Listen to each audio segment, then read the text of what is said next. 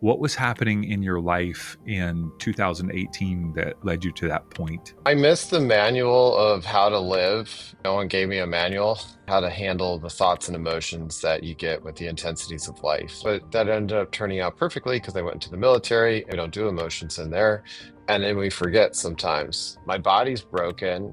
My spirit's broken. Is it worth living? I was not being a good dad. I was not being a good husband. I was not being the best at work anymore. And I was like, if I were an employee, I'd fire me. Who are you? What do you value? Who might you be without the story of pain? He had never sat long enough to know who the person behind the accomplishments and failures was. The inward journey began. To hear the words, I forgive you, it's just joy. It's tears. You, your essence, your soul, you are perfect. I call it the perfectly imperfect. There's no way you can be perfect. There's no way I can be perfect or anyone can be perfect because we would have all the skills, all the knowledge.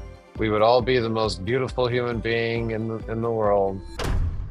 He spent years surrounded by death on battlefields, and now beside those taking their final breaths. But it was death itself that taught him how to live. Chris Eaton grew up outside of Chicago where strength meant silence, and the military actually reinforced that. Get the job done, don't feel too much. But when the weight of pain became too heavy, everything changed. Through deep inner work, plant medicine, and a spiritual awakening, he found that real strength begins with vulnerability. Today, Chris guides others through life, loss, and transformation as a death doula and healer. He's also a contributing author to our latest book, Awakened Hearts: Sacred Stories of Breaking Free and Rising Higher, and you will be absolutely riveted by his chapter. In this episode, you'll discover what death can teach us about truly living. I'm your host, David Trotter. Welcome to the Awaken Magazine podcast. Chris, thanks so much for joining us today. It is so good to be with you. Thank you. Thank you for having me, Dave. Yeah. I absolutely loved reading your chapter in Awakened Hearts, and it was so powerful. The first scene, of course, is very riveting. You're in the midst of deep despair and actually attempting to take your own life, and it immediately grabs you as a reader because your mind is kind of going, okay, wait. Well, obviously this person is still with us because they're writing the story. So there's this moment of, for me, celebration. And then also like I get pulled back into the moment of despair, right? So what was happening in your life in 2018 that led you to that point? I missed the manual of how to live when I was born. Like no one gave me a manual, and I didn't have really a mentor that taught me how to handle the thoughts and emotions that you get with the intensities of life. We have the Mm. ups and downs, the roller coaster, and I didn't know how to handle it. So I was unequipped for everything with the intensities that I was feeling. So fast forward or rewind. I started out life and I was bullied quite a bit in the sense like I was getting black eyes and one guy hit me in the head with the old boombox stereo. And it was terrifying for me growing up, but I would just go home and cry. My mom said I didn't really talk about it, but I would just go. And then my dad tried helping, sending me to martial arts and all that, and that was great, so a little self-defense and all that. But I didn't deal with any of that. I didn't know how to handle the thoughts and emotions, but that ended up turning out perfectly because I went into the military, and we don't do emotions in there. You have to come with your ready to perform your job, no matter what is going on in the mind. Emotions don't seem So very helpful in the military, unless it's no, like intensity or anger, I guess, maybe, or focus, being very focused. Yeah. very focused and just setting it aside for the time. And so that's what I did for a long time, and that's a whole nother story in and of itself. Um, But as you experience these intensities, you hide the vulnerable side of yourself and you put it in a closet and you say, "Hey, I'll be back for you." And then we forget sometimes to go back. And that's at the end of the night, sitting down and talking to it or talking to someone, a mentor or whatever. So I didn't have any of that. I went to the military, spent 15 months in the military overseas, and then I joined as a military contractor afterwards for another 3 years. So I had almost 5 years over in Iraq, Afghanistan, and some of the surrounding places. Mm. I experienced a lot of things that they're hard to rationalize, but at the time, I just put it all into the same bucket of you watch that crazy movie and you're like, yeah, that was too much for me. But you just kind of push it aside. It's just a movie. Well, that doesn't really work when it comes to sorting the mind, sorting through the thoughts, and then the held emotions that are associated with that. And so I coped with alcohol and prescriptions and stuff, and I get that later in the story. But that was what led up to all of this. So it was like, what is it called when everything just bad happens and it just accumulates all. I had three fractures in my spine, so I was on pills for my back. I had anxiety and depression, so I was treating it initially with alcohol. Like, hey, I want to feel better. Let me have this. That does. It makes me laugh a little bit more. But then one doesn't become enough, two, three. And so 2018, to get back to your question, I was hitting about two-thirds of a 750 in a day to just kill the pain of both the chronic pain going through my body and the thoughts in my head, just so I could get a good night's rest. Were you working at Uh, the time?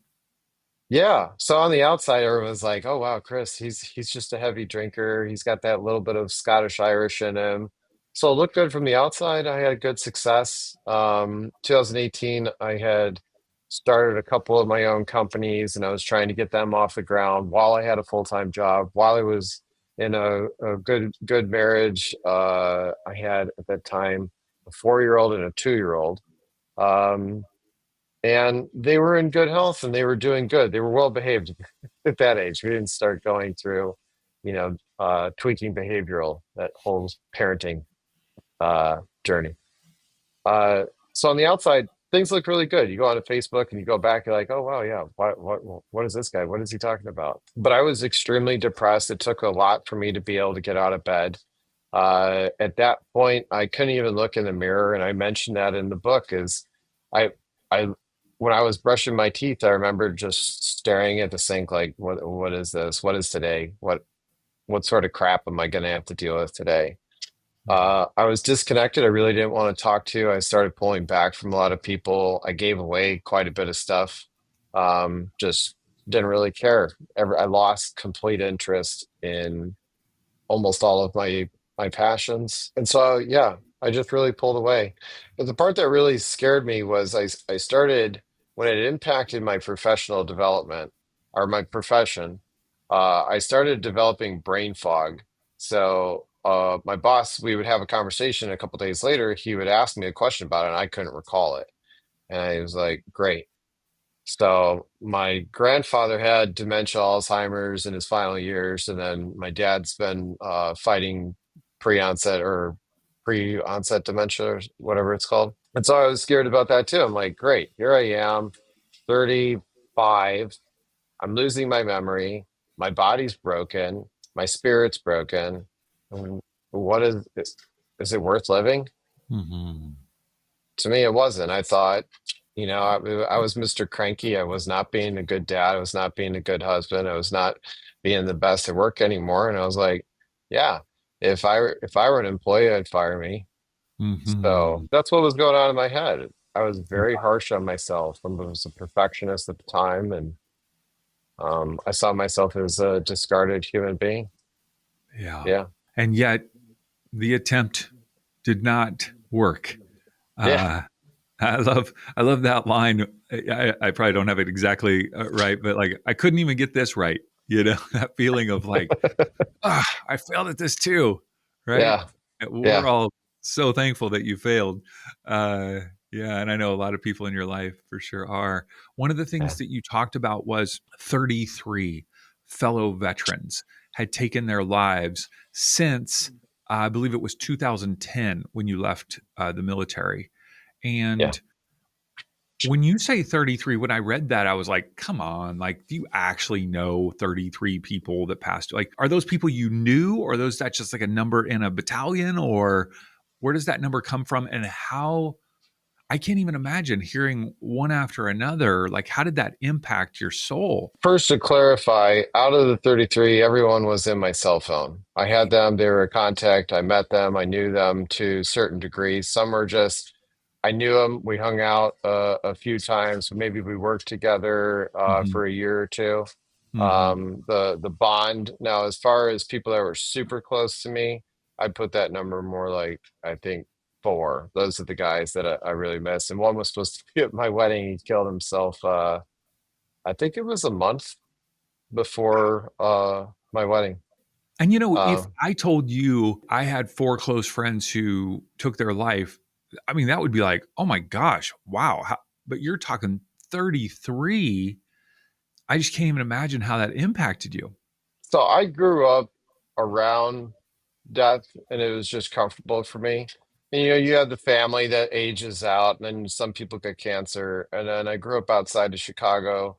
And so I think in my 4 years of high school alone, I had visited maybe 12, 13 funerals from drive-bys, overdoses, kids exploring drugs and going too far. But then there was also some gang related things. And so death was just like, hey man, you never know, watch your back. You gotta watch your six. And so again, that probably helped me in the military. Wow. Um, but then fast forward, being over, I was already aware of situational awareness going into the military, and I felt comfortable over in the war zones. I just did. I knew that, or at least in my mind then, I had calculated, you know, hey, if it's my time, it's my time. Plus, I'm a patriot. I'll die a hero, a martyr, maybe. I don't know. I was just comfortable around it. But what I wasn't comfortable around was suicide. I just never understood it, and for the longest time. And so that's like the irony is I would have told you prior to that, no, this guy would never even attempt on that. That doesn't make sense. People that do that, they've lost their marbles, or they must have been on drugs or something.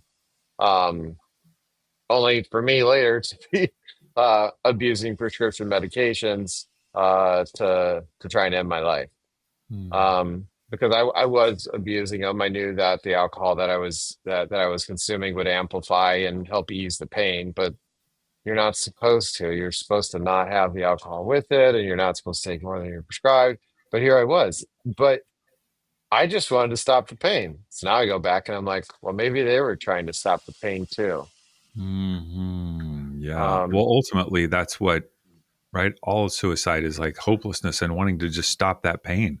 I mean, yeah. I have been there as well. For me, it was 2008 when Mm. I just, I was a pastor and I was burned out and made some really unhealthy choices, and I lost everything. I lost my family. I lost my career that I had invested, my whole life into, and I was not surrounded by suicide myself, but I just felt like this is too painful. Like I just want a way out, and my brain was also kind of breaking at the time. Like one moment I'm just a normal person, like we're just talking, and the next moment I'm on the floor sobbing. So you know, it's so fascinating how, at least for me, I can bring, it's easy for me to bring judgment or criticism into a situation when I haven't experienced it, you know? And so it's like, oh, how could somebody do that? It's like, oh, no, I know how, I've been there. Yeah. I know what that feels like. And then there's this, deep empathy. What are the different therapies or therapeutic paths that you went down in order to try to cope with the things that you would experience in the military, with your back, with the mental challenges? What are the therapies that you sought? Um, well, post suicide, I knew that alcohol and pain meds was not the best way to handle it. Um, I had some really good friends that came into my life at that time. Um, Scott, Chris, Cynthia, they were my crew, and they began to challenge me and question me. And one of the greatest ones was, I don't think you could go a month without drinking. And I was like, hold my beer. Like, challenge accepted. You, what do you mean I can't? That's part of my personality is, getting challenged. I'm like, oh yeah, I can. So I ended up, I think, going 3.5 months just to overprove my point that, uh, and we didn't just do not alcohol, we did no sugar. So I got rid of all of the caffeine and all of the gluten and everything, And I started to think more clearly. The brain fog lifted, and I was like, wait, so if I eat like this, and so I began to explore. I was like, well, maybe I've been doing it wrong, and maybe I'm not Superman, and maybe I do need to eat in a particular way, not because I'm weak, but because I want to have a clear mind. I want to have mental capacity, mental fortitude. Hmm. And so it was the nutrition that came first that helped started reducing, because a very balanced diet, your emotions begin to start to level out and your mind starts to become a little bit more clear. And then after that, I went to the VA, and of course, they put me through mental health. I went to, I think, 21 counselors through the VA system. Uh, each of them gave me different perspectives. Some of them I appreciated. I just ran them through the end of their curriculum, 12, 20 sessions. And then I was like, not really getting anywhere. It kind of feels circular. And that's Hmm. nothing against the individual. It was just that's where I was in my Sure. understanding. And I was seeking something else. I went to, uh, I think, 6 or 7 different pastors, different denominations, different angles. I went to marital counseling. This was another thing, the military, maybe someone out there, this would help. One of the reasons I ended up where I was in 2018 was because I was under the impression if I go see a counselor, my clearance will get revoked. I will lose my job. I'm going to be away from my team. And the law enforcement also has this because we have clearances. If you lose your mental capacity, you no longer have the ability to carry a gun. Baker's Act, everything's taken away, career's over, life's over, you're done. Wow. So the thought is not true. So I ended up going in very carefully. I think I went in through marital counseling first, because I was like, yeah, we're having problems in the marriage. And we were, but I didn't want to tell them, like, hey, yeah, hey, I'm having like suicidal thoughts and all that. Because if I tell them that, then it's like, am I going to end up in a white jacket? How am Hmm. I going to support my family? What if they cut my paycheck? Now my Yeah. kids are starving? I don't think so. Right. Right. Going through all that, I ended up in marital counseling, and that was okay because it kind of revealed a little bit more about the stuff I needed to explore. And then I went into talking about depression and anxiety. And it Hmm. wasn't until 5 years in 2023 where I finally had that initial breakthrough. I was like, guys, 4 years, you're handing me this pill, that pill. You're telling me I'm going to have talk therapy for the rest of my life to one degree or another, maybe once a month or every couple months or something. It'll Hmm. fluctuate, they say. I was like, I don't want that. Right. That sounds like a pretty crappy life. I want to read it's directly in line with what you're saying because I want to read just a short passage if it's okay. It's so powerful. You write, the message was always the same. There's no cure. You'll learn to cope. The real turning point began over a video conference with a therapist who didn't flinch. He listened without rushing, his eyes steady, and he began to assign small tasks such as answering, who are you? What do you value? Who might you be without the story of pain? Answers did not come to him easily because, and you're writing in third person because you're not talking about the therapist, you're talking about yourself. The whole chapter is written in third person, which I'm very curious about. I want to hear why you did that. You said answers did not come to him, Chris, you, easily because he had never sat long enough to know who the person behind the accomplishments and failures was. And so the inward journey began. And so, what was it about that exchange with that particular therapist? You had been through 20 something. What was it about that therapist that helped you kind of begin that inward journey? This is not passing judgment, and this is not coming from a place of expertise, but straight from my own experience being through, I think I'm at 27 different therapists, and not just those are just the clinical. Now, if I add in the shamans and the monks and all the others that I have sat with and received knowledge and wisdom from, it's a lot more. The best ones are those that listen. Hmm. They're not here to fix you. They're here to remind you. It's not that you are not great. It's not that you've lost your greatness. You just forgot. You got distracted with things of the world. And so when Dr. Nigel, out of he's near Orlando, Florida, um, he asked me, "Who am I?" Which is so fascinating that he asked that because that is the ultimate question. The Stoics of the Greeks used to ask that all the time.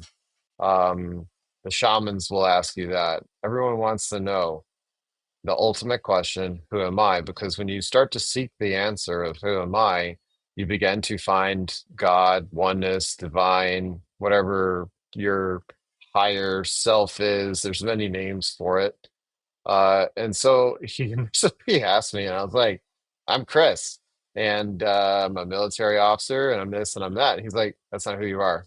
Come back when you have an answer." And I was like, and so I was like, "Well, I'm once divorced. I am married at the time." And he's like, "No, that's not you. Those are things you've done." And I'm like, "Okay, so if I'm not my accomplishments and I'm not my material, I knew I wasn't my material, then what the heck am I?" And he's like, "Let's go all the way down. What do you value in life?" I'm like, "Value? I don't know. Loyalty?" He's like, "Okay, we could start there." I was like, "Hmm." So he then began having me, and this is where it gets even funnier because he's like, "You come back, I want to know what your top three most important things that you value in life are." So I ended up going on Google and I was like, what are values? What are virtues? And I researched the Greeks and I researched the Bible and I researched all this because I predominantly grew up under Christian lineage. And then I've explored other religions throughout my life, walking away from Christianity at one point, Buddhism, and Gnosticism, uh, many. Anyway, so I explored the who am I, and I eventually came down to the fact and that when I was born, I thought I was a piece of flesh. Someone stamped the name Christopher on me. They taught me all these things that I observed, and I was like, "Oh, that's cool. Wow, I can I can learn to crawl. I can learn to walk. I can learn to run. I can learn to speak like these others that are around me. But I'm still Chris, the piece of flesh. And I'm storing things in this thing that's called a brain. And I'm like, okay, but that's not who you are. You're a soul first. You will never die. Your soul never dies. You came for a purpose, whatever that may be. We can talk about that one. But you're a soul that came into this body. So, soul first, body second. The mind starts to remember everything on this particular part of our journey. And when I began to really realize that into my everyday practice, that I am a soul first, I began to see that Chris has all of these various experiences throughout life. Chris has all of these emotions. They go up, they go down. Sometimes I wake up and I am the moodiest, saddest person with the biggest violin, and I will tell you all about my violin and say, like, oh, my back, oh, this, oh, my schedule, oh, my kids did this. Or do I do what the Dalai Lama does, where he takes that first breath and he says, wow, I woke up. Thank you for this breath. Others did not. And to feel the goosebumps, which I still get to this day, just how grateful you are for knowing that you have one more day, an opportunity to do whatever it is that you need to do. But anyway, it was that major shift once I explored the who am I that really truly started to release me from this whole facade of, you know, thinking I am my thoughts and emotions and the experiences that I have experienced. Because if that was true, I had to do things that are amazing. I have had great successes. I have also chosen to do really bad things. I have also had to take a life. Am I a murderer? Am I always that person? Or did I just experience that in that moment and I had to do that during that time? And so that's where I was, as it turns out, like through all of this, like I didn't hate the world as much as I thought. I hated myself because I thought that I was all everything that I had experienced and that I was a bad person that took lives. I was a bad person that I've there's girls that are going to watch this that are my exes, and some of them still have resentment against me. Sorry, but I am not the experiences. And so that's really kind of what broke me free. And so when I wrote in there, and the reason that I wrote it in third person was out of all the different psychotherapists and the psychiatrists that I talked to, they use disassociation. So as I enter and I began to talk or think about one of the worst experiences that I had, and there's a few of them, I wasn't able to talk about it. I got overclapped. So I thought that I was reliving the experience, meaning my chest began to tight, my throat was clumping, my fists were sometimes began to sweat. And you're like, I can't talk about it, or the words won't even come because you're gonna get the quiver lip. And I was like, wow, how am I not able to talk about this? Because there's all the attached emotion to it. And so we use disassociation in many different practices. One of them's like, hey, walk into an art gallery. It's your art gallery. I want you to walk up to the first frame. Close your eyes, walk up to the first frame. What do you see in there? And it's amazing what happens when you close your eyes and you walk like, Yeah, oh yeah. wow, I haven't had that memory in a while. It's like, cool. Talk in third person and tell me, what do you see in there? Describe it. I was like, oh, I see a little boy. He's hiding under his bed.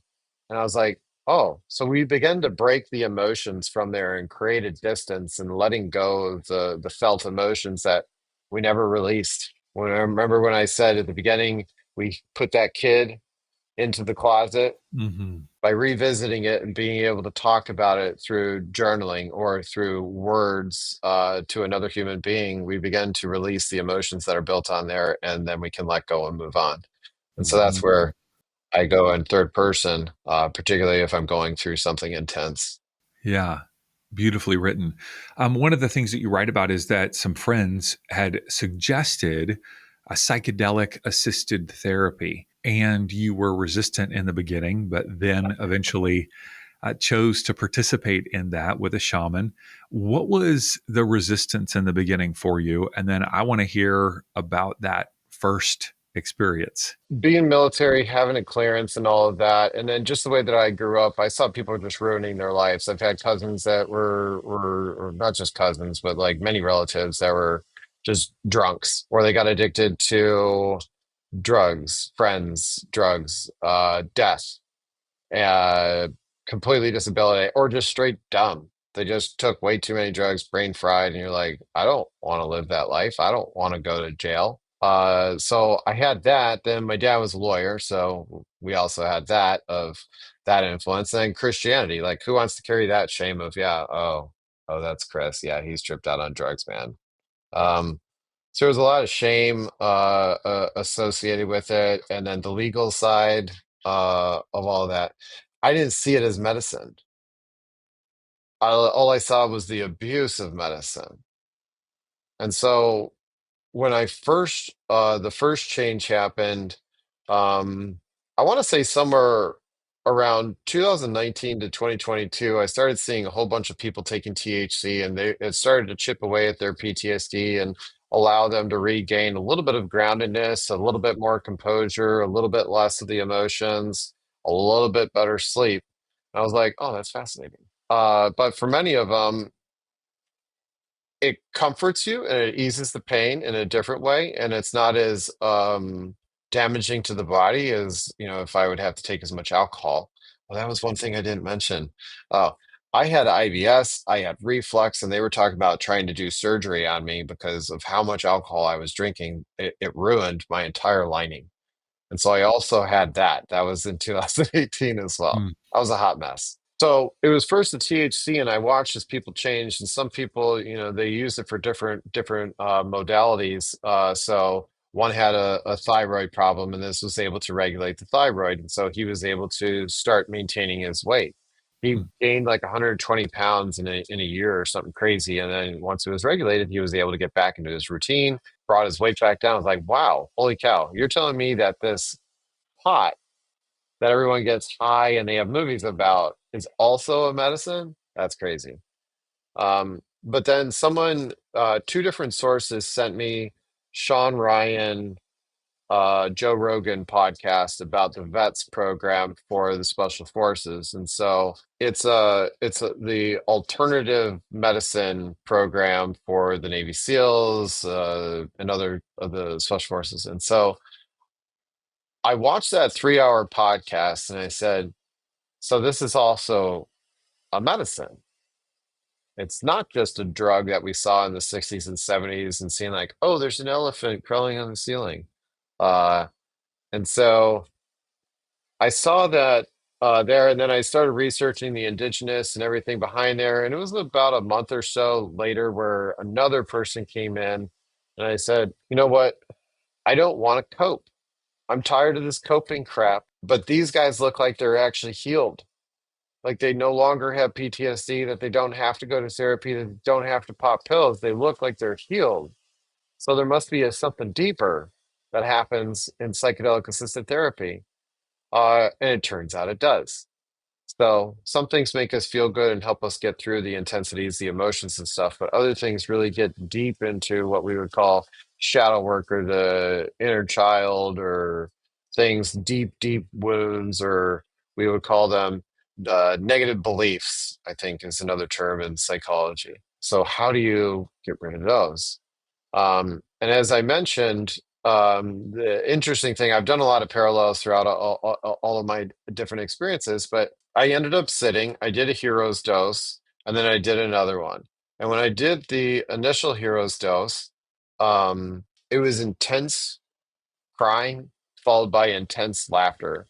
Because I just said, I was like, you see yourself in your full truth. You cannot lie to yourself in that moment because there is no ego that's trying to convince you to hold on to your persona. You just see yourself in raw truth and you're like, wow. And so I saw myself in my 2018 state, but I did this in 2023. And so I saw myself and I was like, wow, you were killing yourself, Chris. You were trying to kill yourself. Why? Why were you drinking that much alcohol? Why were you avoiding yourself so much?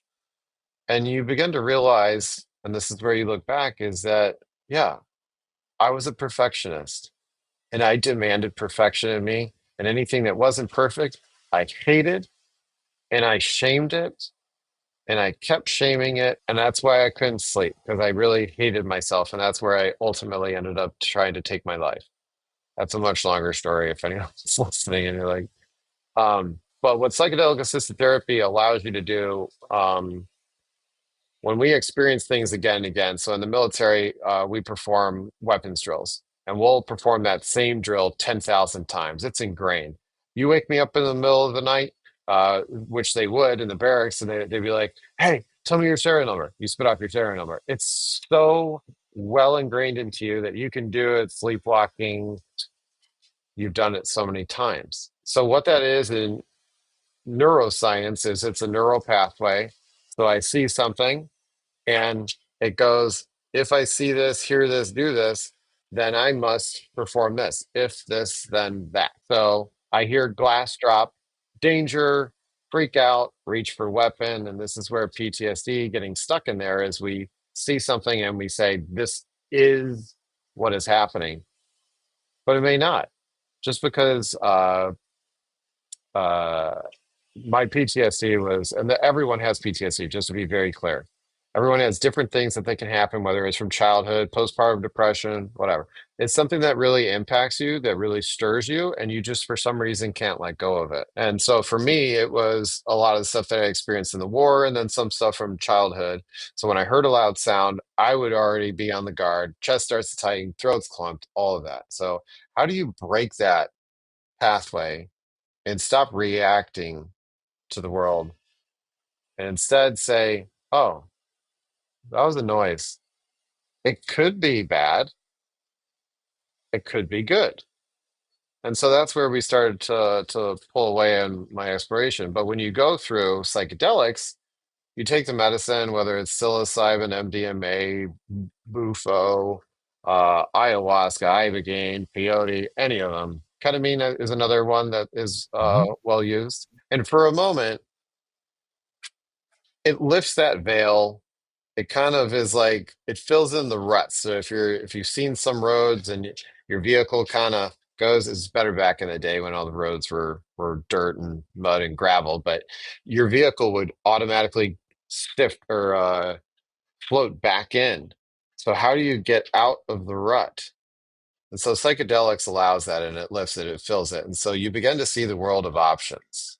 And it gives you a chance to respond rather than react with what your mind and ego and everything else has permanently tried putting into it. Sorry if I Mhm. went down too many tangents. No, it's wonderful, wonderful. What you wrote in your chapter was, I believe it was after that first session, you said the suffering ended in an instant. Mhm. What was that like, and how did that impact your daily life?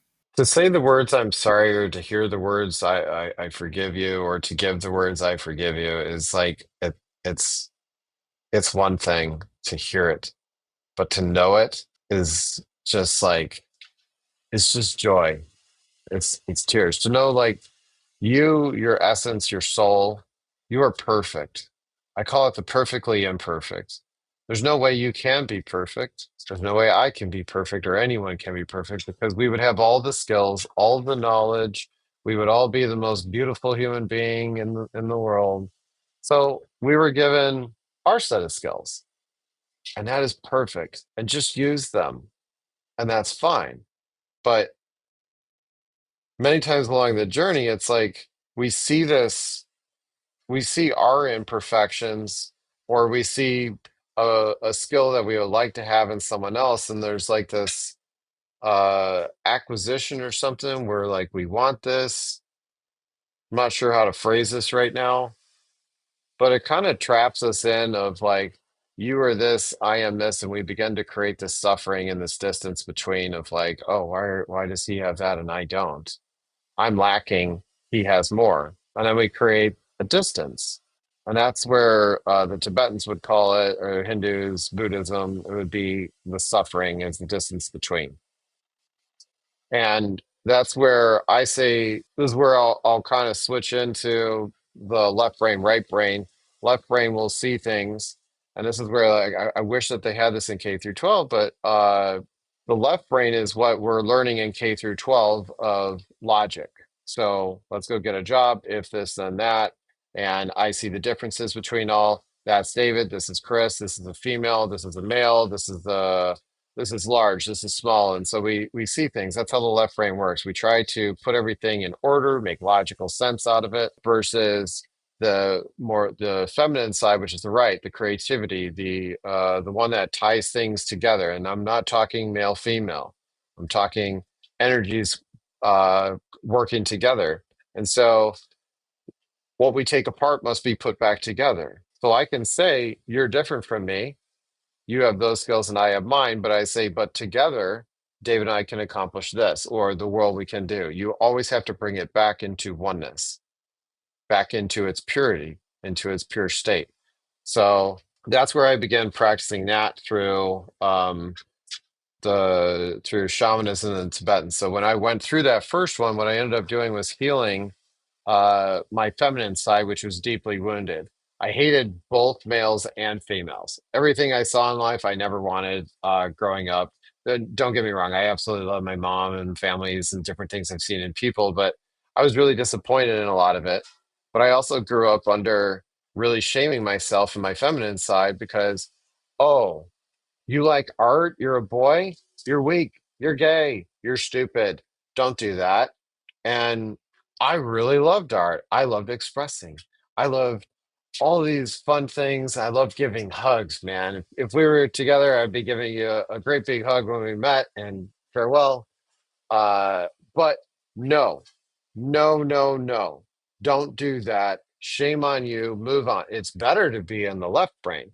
So I hated feminine. I put that in so many different closets and I shamed myself into thinking like, oh, you must become an expert.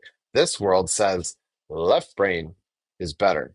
So that's where I became a master. I shut out all my emotions. I stopped my intuition, locked myself out, and I threw the key away somewhere.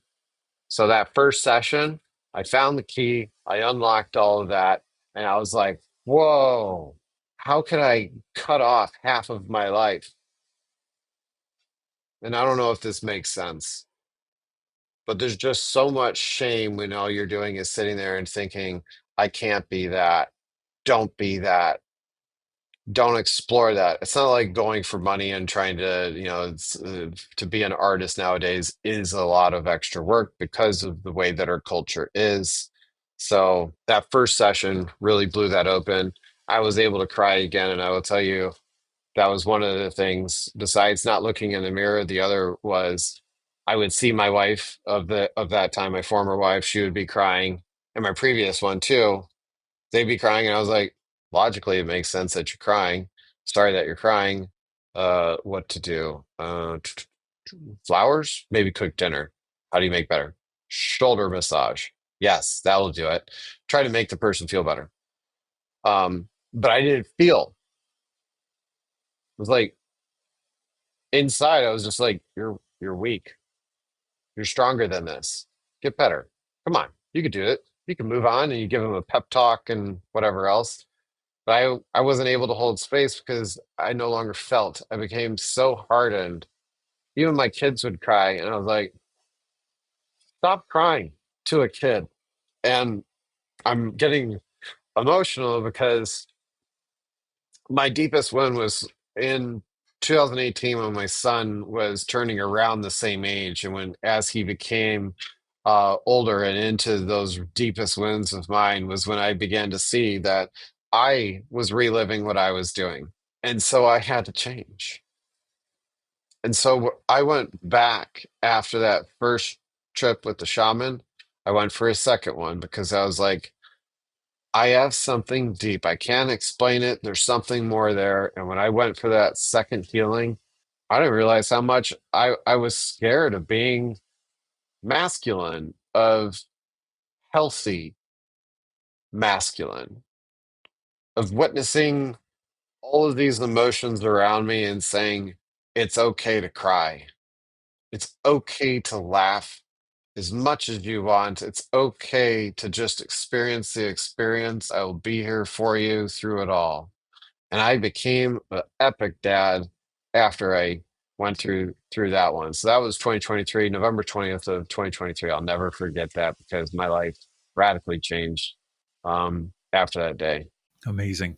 Over the last 2 years, you have just dove headfirst into so many different modalities: breathwork, shamanism, a death doula. I mean, there's so many different things that you have studied over the last couple of years, and now, I mean, we've spent quite a bit of time navigating, hearing the challenges of your life and the healing of your life. But over the last couple of years, you've really turned that into service, serving others. And so, and ultimately, I'm just getting to know you, but anyone who's in the military, there is a strong theme of service, connected to that, serving our country, serving one another. And so that thread of service is pouring through your life. Who are the people that you are most passionate about serving, and how do you serve them? What are the different modalities that you bring to the table to help them? I serve all humans that are looking and seeking for something higher, something more. They're actually seeking. There's some that just want to patch holes. That's fine. If you want to patch holes, that's great. But if you think that there's something more, that there is a true healing, that there is a higher self or something in the beyond, and you want to release, and so that's where like I am primarily in the dying community. I am in the suicidal, those that are stuck in deep addictions, and they're standing on the edge where I was in 2018. How do you back away from the edge? And so you know that would kind of be my niche, but I also find I'm also talking to people that just want more. They're healthy, they feel like they have a really good balance, but they're seeking more. They're not sure where they're stuck, and so we'll sit in conversation. You can call it a life coach. I don't really care for that term. I just It's just humanity work, talking to people and helping them see from a different perspective. So that was part of my journey from 2018 was I asked myself two initial questions and then the third question, and that's what you just asked. But the first question was is how did I get here? And that's where I had to seek is the question of who am I? once I found out who I am, and I went through uh, the psychedelic assisted therapy, as well as with Nigel and the psychotherapy and all of that, I was sitting there November after November 20th, 2023, and I was like, wow, man, I feel great. I am free. I love life. I finally, understand what this God and oneness, divine majesty. Majesty is my personal name that I say to my Savior, Creator. My journey to get to this exact point was somewhere well above $250,000 between all the money the VA put into me. I sold 401ks. I sold stuff I didn't want to, but I knew I had to because I needed to afford whatever it was. I was paying over $600 an hour for one of my therapists to to make sure that I never experienced suicide again. Hmm. Most people do not have that opportunity. So I had to ask myself, how do I help others? What is the way that I can help people where they don't have to pay that price in the amount of time that it took me to. So then I began the second part of my journey, which was, okay, now I knew how I got there, but how do I not go back? And so instead of asking the shaman and everyone else that I had talked to, I was like, all right, thank you all. I didn't discard them, but I was like, thank you all. But for some reason, I was like, I'm going to go on a separate journey and find out, how does one stay resilient? So I started researching the Olympians. I researched Napoleon Hill, Think and Grow Rich, which you should read the first book, which was Laws of Success, 16 laws that some of the most successful people along their journey, they have a little bit of structure and a little bit of discipline every morning and every night. And by having a little bit of discipline and a little bit of guidelines, not stringent, you're able to have that structure, and that's able to give you the boundaries. And so that is where I answered question number two. How do I never go back? Because if I don't make changes, and this is the integration, many people can go and sit with the shaman, many can go sit with a psychotherapist and have a aha, Hmm. oh wow, I'm I should change that in my life. But then we go back to the same family, same job, same friends, same Hmm. TV shows, same music, and you're like, oh, how did I fall back into this rut? Sometimes you need to change things. I'm not talking getting a divorce and moving out and burning all the bridges and starting all over. Most people can't do that, and I don't suggest that. But to just pause and say, huh, maybe I should have a conversation with my wife and see where it goes. Or maybe I should maybe not have as much time with that super negative friend that just wants to just talk doomsday stuff and put the tinfoil hat. Because every time I talk to him, I feel energized, but I also have this anxiety afterwards, and then I'm angry. Do you like being angry? I don't. So maybe we distance ourselves a little bit, spend a little bit of time in the water cooler conversations, a little bit less time on social media. So I set parameters and I reduced my time on social media. Some apps I removed for a period of time. Yeah, so I really began to explore on like what is Chris? What can I notice is getting Chris worked up? How can we reduce that, or how can we strengthen Chris so when he does experience that, because we all have Thanksgiving.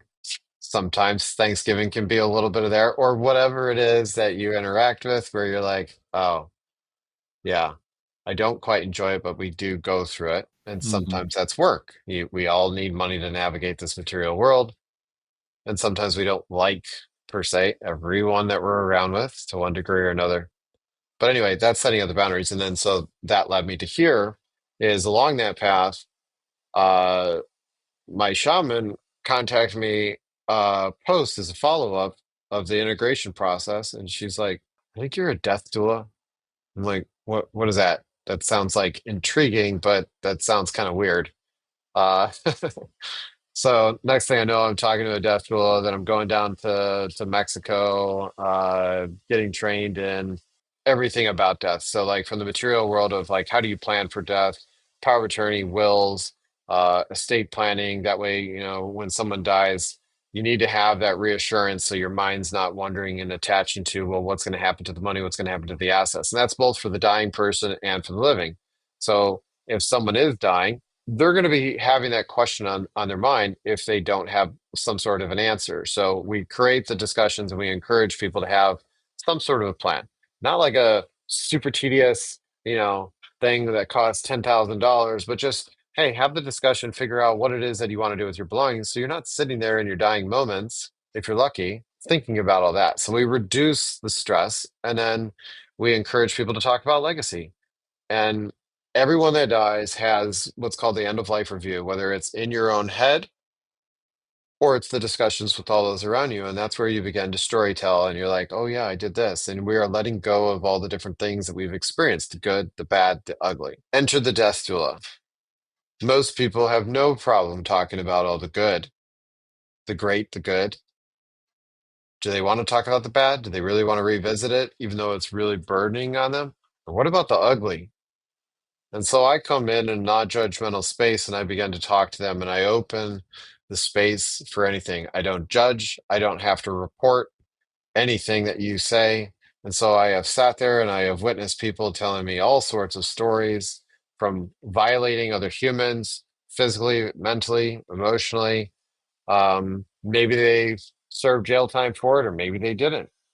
Not for me to judge. All I know is that's the story that this person has in order for them to release to die. So, as a doula, I am holding the space for them to be able to release from this from the earth of letting go of their body physically, mentally, emotionally, and spiritually.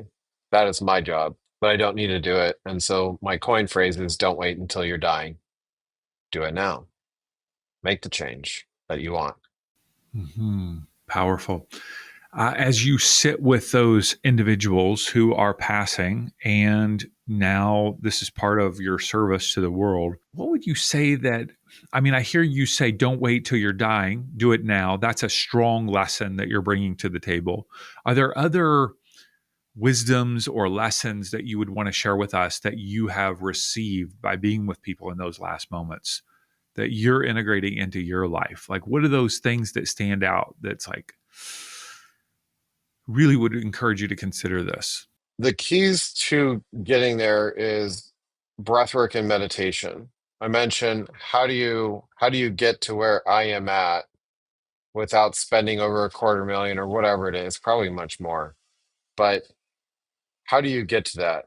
And so it was January of 2024. I'm sitting around and I'm looking at my phone, I'm flipping through Facebook, and it said Tibetan monks are coming in town. And I was like, "Hmm, Tibetan, 8 elders, not not one, not various levels. I was like, and it was 45 minutes for me. So I said, oh, I gotta go. And they were there for a week, not for a normal 2, 3 hour session, and they jump around.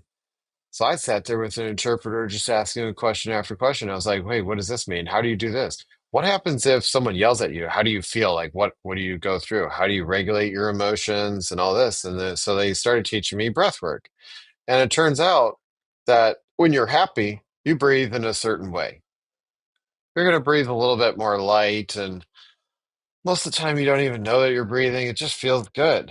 But what happens if you're angry? How do you breathe when you're angry? And so your breath begins to shorten because we begin to get this question of survival. And so your amygdala gets triggered and your body's like, hey, man, we need to fight. Someone just yelled at us, or a vehicle just honked at us, or we nearly got hit, or dad's yelling at us if you're, you know, or spouse, whatever it is that gets you riled up. And so the first thing that tightens is your stomach. And when your stomach tightens, you lose your full ability to breathe in a full breath of air. And most of us on a daily basis, I think it was a Harvard study, are only breathing 30% of what you are capable of. Oxygen calms the body. Oxygen, when it goes all the way down into the belly, starts to reverse that fight, flight, freeze symptom and allows you to calm. So it goes from the sympathetic to the parasympathetic response saying, hey, you felt this, you see this, you react, and you're like, hey, I'm feeling intense. This person was yelling at me, or this person cut me off, or my boss sent me 17 emails and said, you have 1 hour to fix all this, all the world's problem. And you're like, ah. So, so breathe. Take that long, slow breath in. There's many different types of breath work that are out there, but what it will do is it reverses and it starts to say, hey, I am perceiving a threat, but I know in my mind there is not a current threat. Someone is not wielding a knife. I'm not standing at the edge of the cliff. Let's calm the body down. Let's regain control. So I slowly breathe in. You can do holds at the top, holds at the bottom, but the whole point is just extend the exhale as long as you can, and that reverses the whole feeling of that intensity. And you can do it when you're in an argument. You could do it when you're in the boardroom with your boss and he's throwing all stuff at you. Play around with it. Everyone should understand and play around, observe your breath. Hmm. And then the other is just meditation. Everything that we experience must get sorted in our mind. We experience it, and we have to somehow justify it, sort it, and put it into these little pockets. That's the left brain. If you don't sort through it and you just keep throwing stuff and you're watching movies and then you're doing this and you're scrolling and you're adding new data and then you're adding in chaos and you don't sit there and really come to the settling and sorting, this is me, this is not me, your mind will continue cranking. It's like, oh, what if, what if, what if, what if, what if? Well, meditation begins to allow you to train your brain to say, you know what, that was interesting, but let's let go of that one. It's not worth it. So the first thing I get is I feel like, I can't stop that. I've tried meditation. I sat for an hour. Okay, cool. Do guided meditation. That's where someone's talking to you and they're coaching you and they're saying, hey, breathe in for 3, 2, 1, hold.